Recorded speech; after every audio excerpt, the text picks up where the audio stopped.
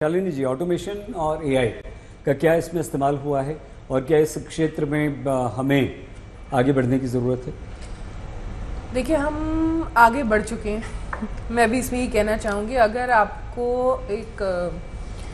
जब हम बात करते हैं रोवर्स जिनको मून पे भेजा जाता है या मार्स के ऊपर भेजा जाता है, तो उनके अंदर वो समझ कैसे है। अगर आप चाहते हैं कि कोई रॉक्स को उठा ले, मशीन जो गई है, चाहे वो प्लैनेट के ऊपर गई है, चाहे हमारी सैटेलाइट मून के ऊपर गई है, उनको उठा ले और उनको एनालाइज करके बताए कि ये रॉक किस चीज़ का बना है, तो वहाँ पे एआई और रोबोटिक्स जी, इसका बहुत बड़ा योगदान है। अगर आप समझेंगे तो एआई क्या है, एक सेल्फ लर्निंग मशीन, और एआई वो हर काम कर सकता है जो आज तक किसी ना किसी ह्यूमन ने कहीं ना कहीं कर रखा है। तो इसलिए कोई भी काम जो रिपीटेड है, मैं नहीं जानती कि एक रॉक का परीक्षण कैसे किया जाता है, पर इस धरती पर कोई ना कोई जानता है। अगर वो कोई ना कोई जानता है तो उस कंप्यूटर में, उस रोबोट में इतनी कैपेबिलिटी है कि वो उसे सीख लेगा और उस टेक्नोलॉजी को देने लेने की टेंशन नहीं है उसे, और वो उसको इस्तेमाल करेगा। अगर वो बताना चाहते हैं कि वहाँ मून के ऊपर खड्डे हैं, कितने गहरे खड्डे हैं, यहाँ पे आइज़ है, वो कौन जाके बता रहा है? ना हमारे एस्ट्रोनॉट्स ने ये फाइंडिंग की, ना ही कोई और ह्यूमन गया है, तो ये किसने बताया? ये उन्हीं मशीन्स ने बताया। तो कैसे पता लगता है एक मशीन को कि जब वो हाथ लगाती है तो ये स्नो है? कैसे पता लगता है दूर स्नो का पहाड़ है, ये रेत का पहाड़ है, इसके ऊपर चढ़ा जाए? अपने आप को सेव करके भी रखना है क्योंकि गड्ढे हैं, पत्थर है, और उसके बीच में इतना एक्सपेंसिव होते हैं स्पेस मिशंस, उनको ले जाना है। पर जैसे डॉक्टर मिश्रा ने कहा, मैं एक बात के लिए हाँ करती हूँ कि देखिए, एआई ने वो सीखा जो ह्यूमंस ने सीखा, पर ह्यूमंस ने यूनिवर्स से सीखा है। हमारी जितनी साइंस है वो यूनिवर्स को समझने की ही प्रक्रिया है। हमें यही आता है, हमने पक्षियों को उड़ते देखा तो प्लेन बना दिया। हमारा हर ज्ञान, हर चीज़ नेचर से इंस्पायर्ड है। और हमारे में एक बहुत इंटरेस्टिंग चीज़ है जिसे हम बहुत इजीली कह देते हैं common sense, which is very uncommon.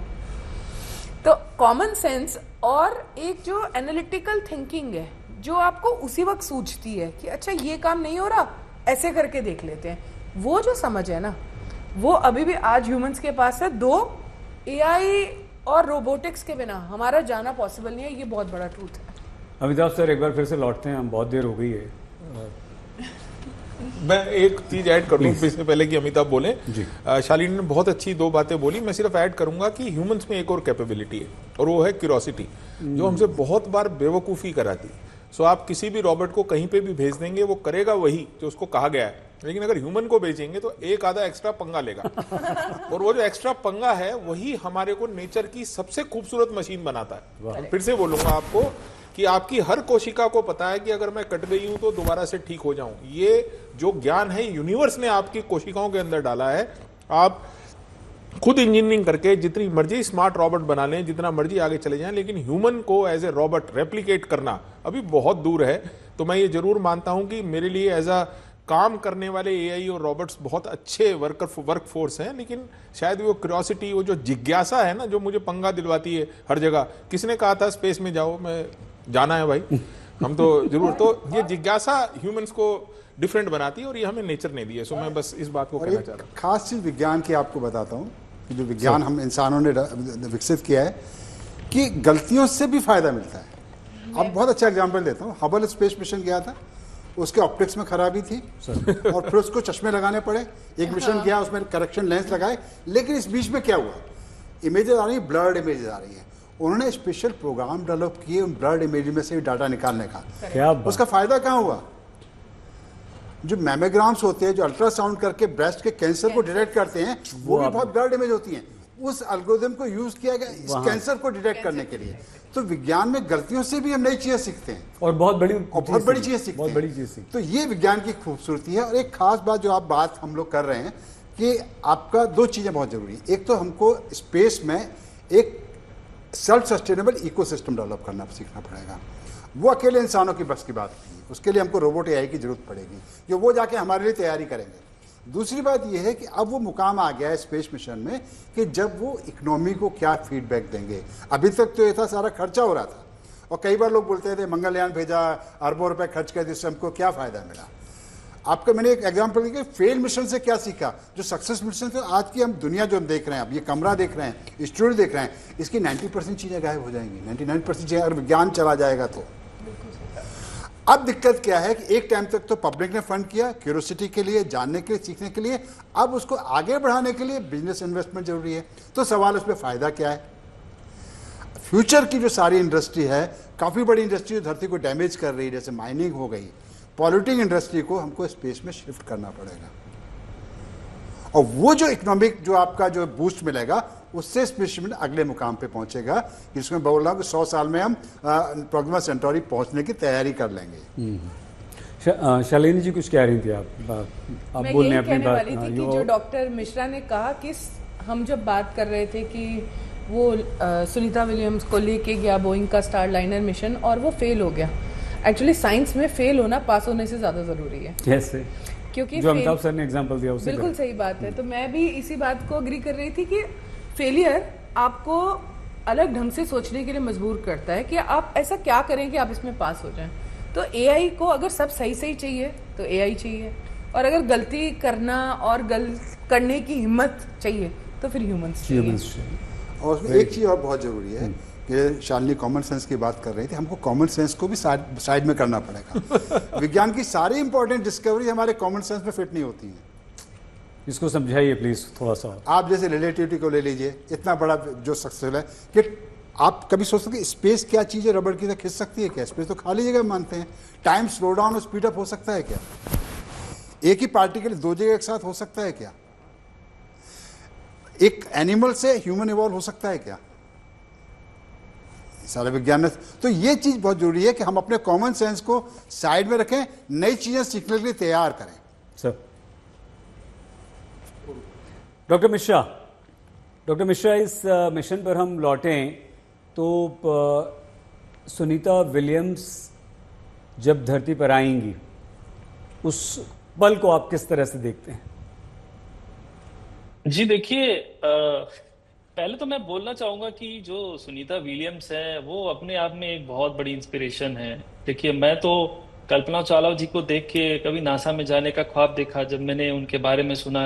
मैं एक गांव से बिलोंग करता हूं और उस समय मैंने सुना कि कोई स्पेस में गई है भारत की पहली अंतरिक्ष यात्री, और तो फिर उनके बारे में जानने की कोशिश की। कल्पना चावला जी से इतनी इंस्पिरेशन मिली कि मुझे जब University of Texas at Arlington और पेरिस से 2 जगह से इंटर्नशिप मिली तो मैंने यूनिवर्सिटी ऑफ टेक्सास चुना, क्योंकि वहां पे कल्पना चावला जी ने अपना एमटेक किया हुआ था, अपना मास्टर्स किया हुआ था। और मुझे अभी भी याद है जब मैं वहां पे कल्पना चावला हॉल में गया तो मेरे गूज बम्स पूरे आ रहे थे कि अच्छा, यहाँ पे कल्पना चावला ने पढ़ाई की थी। तो सोचिए कि कल्पना चावला ने हम जैसे लोगों को इंस्पायर किया। अब सुनीता विलियम्स जो अभी 1 साल के बाद 60 साल की हो जाएंगी, उन्होंने कितना रिजॉल्व दिखाया है कि वो 8 दिन के लिए गई थी, अब वो 9 महीने वहां पे रही, और उसके बाद उन्होंने कितना दृढ़ता दिखाया। इसके लिए सोचिए कितना ज्यादा एक साइंटिस्ट को एक कॉमन सेंस की तो जरूरत होती भी है, कितना ज्यादा डिटर्मिनेशन चाहिए होता है, कितना रिजॉल्व चाहिए अपने आप को समझाने के लिए, नहीं मैं ये कर सकती हूँ। उनके कुछ इंटरव्यूज भी मैंने देखे और उन्होंने कहा कि नहीं, ये तो मेरे लिए एक बहुत बड़ी अपॉर्चुनिटी है कि कहाँ मैं 8 दिन के लिए जाने वाली थी और मैं इतने दिन तक हूं तो मैं बहुत सारे एक्सपेरिमेंट कर सकती हूँ। बहुत सारे एक्सपेरिमेंट उन्होंने किया है, स्टेम सेल्स पे किया है, प्लांट्स ग्रो किया है, ये बहुत सारा उन्होंने आईएसएस में बहुत सारे जैसे कंपोनेंट्स हैं उनको ठीक किया है। उन्होंने स्पेस वॉक किया है, मैंने सुना है कि अभी सबसे ज्यादा स्पेस वॉक करने वाली वो यात्री हो गई हैं। तो these are all her achievements. और दूसरी चीज ये कि उनकी पर्सनल अचीवमेंट कितनी ज्यादा होगी जब वो वापस जाएंगी और अपने फैमिली को देखेंगी, अपने हस्बैंड को देखेंगी, लोगों से मिलेंगी। तो ये अपने आप में एक बहुत बड़ा लम्हा है और हम लोगों के लिए भी बहुत बड़ी चीज है कि कोई भारतीय मूल का एक दूसरी महिला जो होके वो इस तरह से स्पेस मिशन कर रही हैं, और इतनी सारी जो अनएक्सपेक्टेशंस और इतनी सारे सर्कमस्टांसेस जो अगेंस्ट जाती रही उनके। हालांकि सुनीता विलियम्स के साथ एक बार ऐसा पहले भी हो रखा है कि उनके मिशन में इस तरह से खराबियां आई और उनको ज्यादा दिन तक रुकना पड़ गया।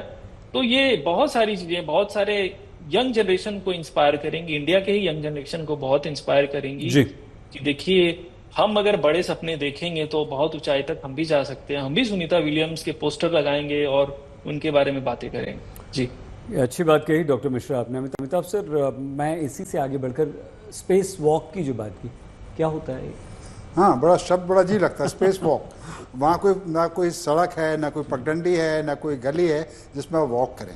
तो अंतरिक्ष यान से बाहर निकल के और उसके जो क्लोज एनवायरनमेंट से बाहर निकल के आप कुछ काम करते हैं, कुछ एक्सपेरिमेंट करते हैं, अपने मिशन को, अपने स्पेस शटल को चेक करते हैं, ISS को चेक करते हैं, कोई इंस्ट्रूमेंट लगाते हैं, उस प्रोसेस को स्पेस वॉक कहते हैं। उसमें आप वॉक नहीं कर रहे होते, अपने टीथर के जरिए एक मतलब एक खूंटे से बंधे होते हैं स्पेसशिप के मतलब, और उसमें आके आप बाहर आपको सारा काम जो करना होता है उसको स्पेस वॉक कहा जाता है। वो बहुत ही हम कल्पना नहीं कर सकते कितनी मुश्किल चीज़ होती है। यहाँ पे ज़मीन पे हम मान लो रिंच घुमाया, कोई नट को कस रहे हैं, हम इधर कसेंगे हम उल्टा घूमने शुरू हो जाएंगे वहाँ पे। यहाँ तो हम ज़मीन पे कसे हुए हैं, ज़मीन पे खड़े हुए हैं, तो वहाँ पे हर चीज़ का काउंटर रिएक्शन भी होगा, उल्टा रिएक्शन होगा।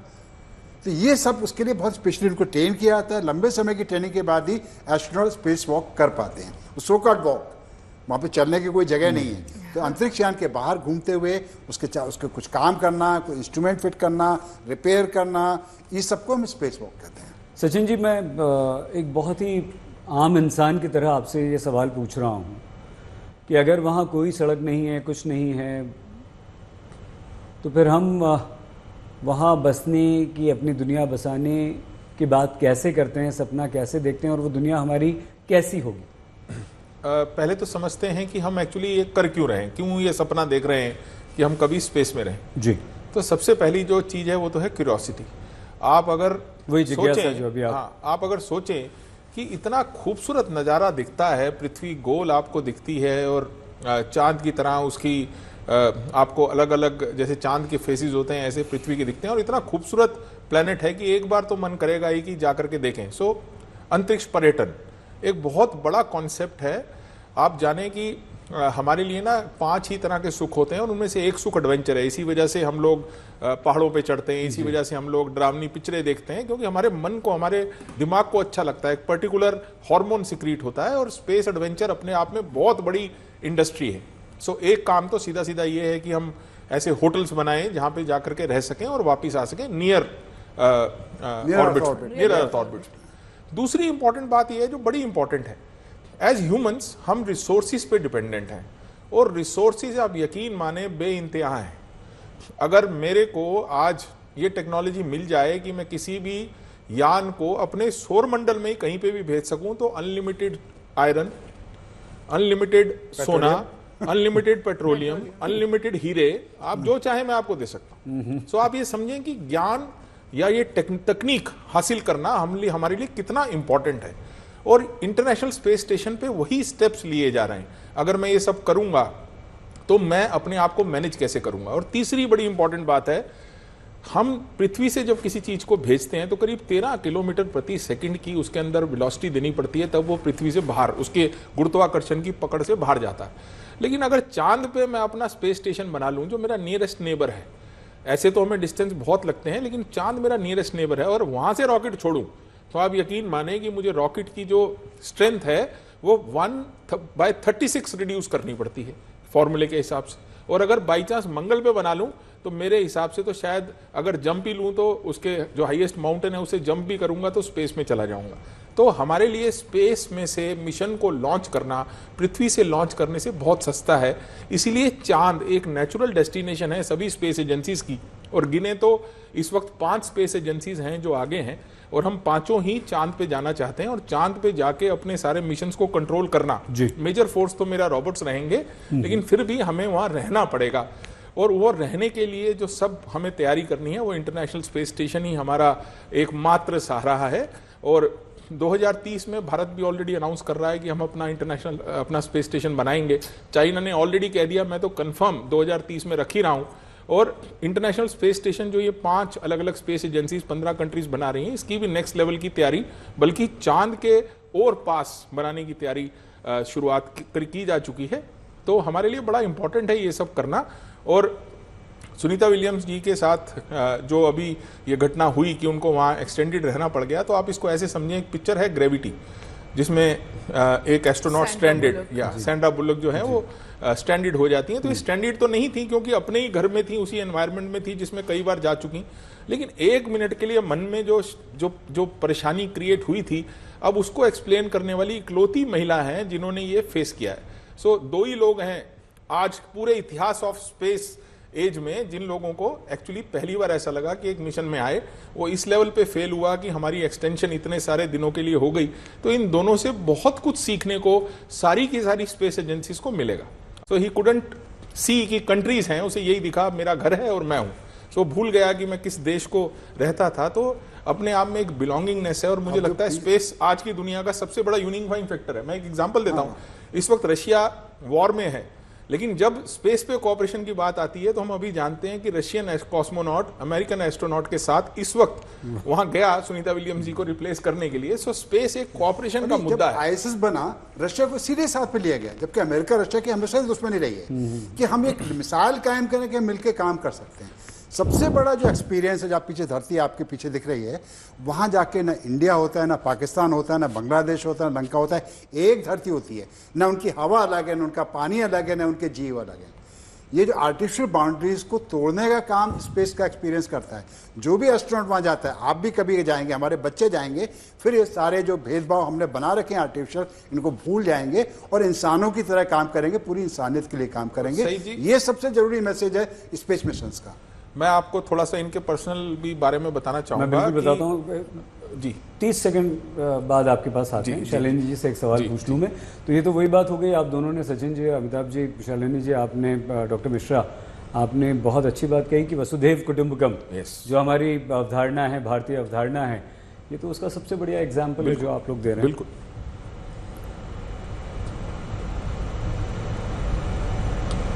स्पेस टूरिज्म, शालिनी जी, कितने दिन में आप संभव देखती हैं?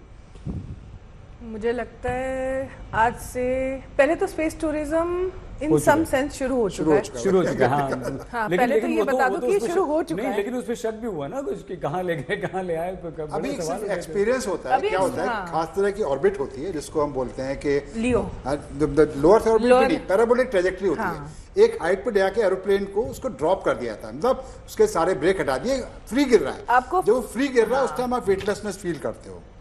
तो इस तरह का स्पेस टूरिज्म ऑलरेडी शुरू हो चुका है। इस तरह का ऐसा, लेकिन जी हाँ बिल्कुल उस तरह का स्पेस टूरिज्म शुरू हो गया है और ये बहुत पास है। अगर आप उसको हम इस तरह से लें शालिनी जी कि चांद पर कब जाएंगे? चांद, देखो पहले तो आपको समझना पड़ेगा स्पेस टूरिस्ट का मतलब चांद पे जाना नहीं होता।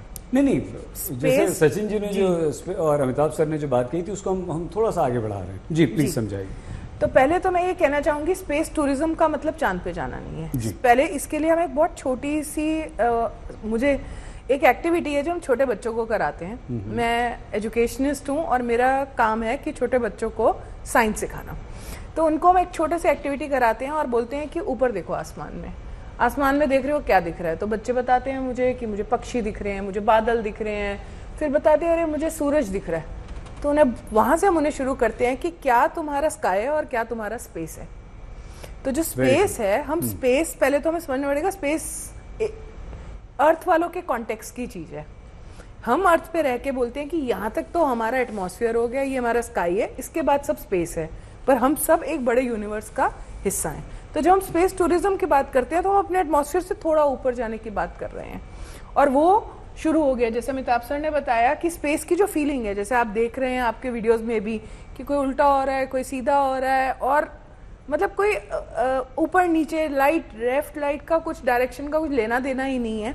तो वो वेटलेसनेस तो शुरू हो गई है, धरती की मतलब ग्रेविटी की पकड़ से फ्री हो गए। वो जो एक्सपीरियंस है, वो जो स्पेस टूरिज्म शुरू हो रहा है, वो शुरू हो गया। इसके बाद जब स्पेस टूरिज्म की हम बात करते हैं मून पे जाने की, तो उससे पहले हमारे जैसे हम स्पेस टूरिज्म क्यों कर पा रहे हैं? क्योंकि हम आईएसएस तक जा चुके हैं, आईएसएस में रह चुके हैं, तो हमारे को पता है कि वहां तक ले जाना सेफ है। देखो जब आप किसी टूरिस्ट को लेके जाते हो, वो एस्ट्रोनॉट नहीं है, उसने उस तरह की ट्रेनिंग नहीं कर रखी, वो एक विजिटर है जिसको स्पेस देखने का मन है और सबसे सुंदर चीज अपना प्लैनेट बाहर से देखने की इच्छा है, पहली चीज।